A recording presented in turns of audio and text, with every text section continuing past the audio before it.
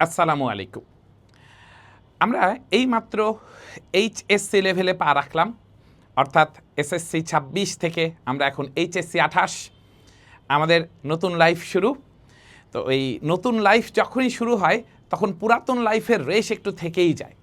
হামাগুড়ি না দিলে কি আর হাঁটা যায়? তাই এই জায়গাগুলো থাকবেই, পুরাতন জিনিসের রেশ থাকবেই।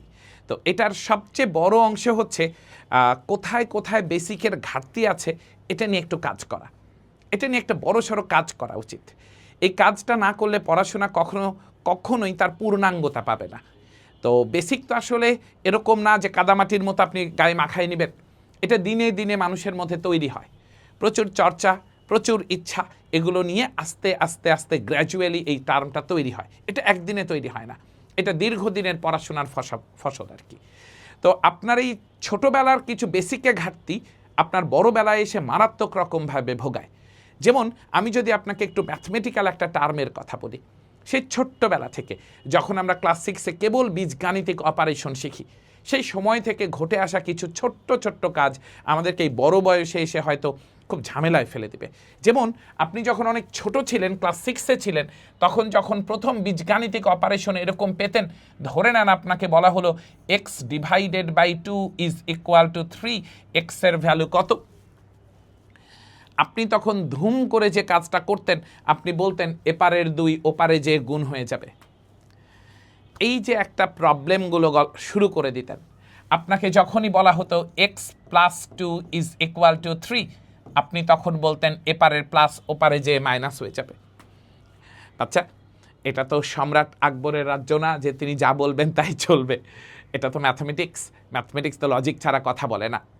এই সমান চিহ্নটার অর্থ হচ্ছে সে বোথ সাইডে একই রকম জিনিস মেনটেন করবে। তাই এটা মূলত ব্যালেন্স করতে হয়। তো সেই জন্য আপনাকে যদি সেই সময় আমরা এরকম করে ইনফরমেশনটা পৌঁছাতে পারতাম যে দেখেন, এটাকে মূলত এই এক্স এর ভ্যালু ক্যালকুলেট করতে পজিটিভ 2 ঝামেলা করছিল, তাই আপনি একটা কাজ করেন, এই পজিটিভ 2কে মেরে ফেলেন। কিভাবে মারবেন? নেগেটিভ 2 অ্যাড করে দেন। সমান চিহ্ন তো তাহলে ঝামেলা করবে, তাহলে একটা কাজ করেন, ওই পাশেও নেগেটিভ 2টা অ্যাড করে দেন। আপনাদের এই একটা কষ্ট বাঁচানোর জন্য আমরা তখন এই যে ফাইনালি আপনাকে এভাবে বলতাম এপারের প্লাস ওপারে গেলে মাইনাস হয়। এই যে ঝামেলাটা শুরু থেকে করে আসলাম, এটার যদি কারো মধ্যে এরকমই থেকে থাকে যে তিনি না বুঝে এরকম করেই পড়ে এসেছেন এবং এই বয়সে এসেও ঠিক করছেন না, তাহলে আসলেই বিপদে পড়বেন। যেমন এখানে আপনি এখন তো অবশ্যই সেই কনসেপ্টে বলবেন এপারের 2 ওপারে যে গুণ হয়ে যাবে। এই কনসেপ্টে থাকলে আপনি আসলেই প্রবলেমে পড়বেন। আপনারা হায়ার ম্যাথে কিছুদিনের মধ্যেই পড়তে যাবেন, এই কিছু দিনের মধ্যেই আপনারা পড়তে যাবেন। হয়তো আপনি এরকম কিছু পাবেন, 4x - 1 divided by x - 2 is less than or is less than 3, ধরেন এরকম কিছু একটা বলেছে। আদৌ জানি না এটা এক্সিস্ট করে কিনা, ধরেন এরকম কিছু বলেছে। আপনি তো এখন ধুম করে যেটা করবেন x - 2 দিয়ে গুণ করে দেবেন। বাট এই যে গুণটা করতে গেলেন, এই গুণ করার সময় আপনি কি এনশিওর করেছেন যে এইটা পজিটিভ? এইটা যদি পজিটিভ হয় তাহলে ইনইকুয়ালিটি বা অসমতা তার চিহ্ন, তার ডিরেকশন চেঞ্জ করবে না, বা অসমতার যে মূল বৈশিষ্ট্য সেটা নষ্ট করবে না। কিন্তু এটা যদি নেগেটিভ হয় তাহলে তো আপনি বিপদে পড়ে যাবেন বাচ্চা, খুবই বিপদে পড়ে যাবেন। তো এই জায়গাগুলো যদি এরকম না ভেবে আপনি প্রপার কনসেপ্ট ইউজ করতেন, যে বোথ সাইডে আপনি পজিটিভ 2 মাল্টিপ্লাই করছেন, এখানে বোথ সাইডে নেগেটিভ 2 অ্যাড করছেন, তাহলে এই সময় এসে কিন্তু সেই ঝাটকাটা খেতেন না। এই সময় কিন্তু আপনার গুছায় উঠতো। তাই ছোটোবেলার এরকম যে জায়গাগুলোতে বেসিকে প্রবলেম আছে, এটা যদি এখন সলভ করে না নেন তাহলে বড় বয়সে এখানে এসে বিপদে পড়বেন। তাই সেই ছোট্ট ছোট্ট জায়গাগুলো একটু বেছে নেন। আপনারা যদি একটু ফিজিক্সের টেম্পারেচারের গল্প বলি আপনাকে, ছোট্ট একটা গল্প। ধরেন আপনি বাসায় বসে আপনার জ্বর মাপবেন, আপনার একটু জ্বর মনে হচ্ছে, জ্বর মাপবেন। তাহলে আপনাকে যখন বলা হয় আপনার টেম্পারেচার কত, তখন আপনি মাপতে যাচ্ছেন সেটা হচ্ছে মার্কারি বা পারদের হাইট কত। মার্কারি বা পারদের হাইট কত, ওই যে থার্মোমিটারে মার্কারির হাইট বেশি হলে বলছেন টেম্পারেচার বেশি, হাইট কম হলে বলছেন টেম্পারেচার কম। এই হাইট নিয়ে কথা বলতে চাচ্ছেন। তাহলে এই হাইট নিয়ে যদি কথা বলতে চান, এই হাইট যদি মাপেন, তাহলে এবার দেখেন এরকম থার্মোমিটার তো আরও অনেক আছে। অপটিক্যাল থার্মোমিটার আছে। কিছুদিন আগে যখন করোনার ইম্প্যাক্ট ছিল তখন দেখেছেন না, এই যে এইরকম করে ইনফ্রারেড থার্মোমিটার ব্যবহার করতো। তো ওইখানে কি করেছিল? ওইখানে তো অপটিক্যাল সেন্সিটিভিটি কাজ করিয়েছিল। তাহলে ওইখানে তো অপটিক্যাল ইন্টেন্সিটি কাজ করিয়েছিল, যেটা দিয়ে আপনাকে টেম্পারেচার মেপে দিয়েছিল। আবার আপনি যদি রেজিস্ট্যান্স থার্মোমিটার ব্যবহার করেন তাহলে রোধ মেপে তাপমাত্রা মাপা হয়।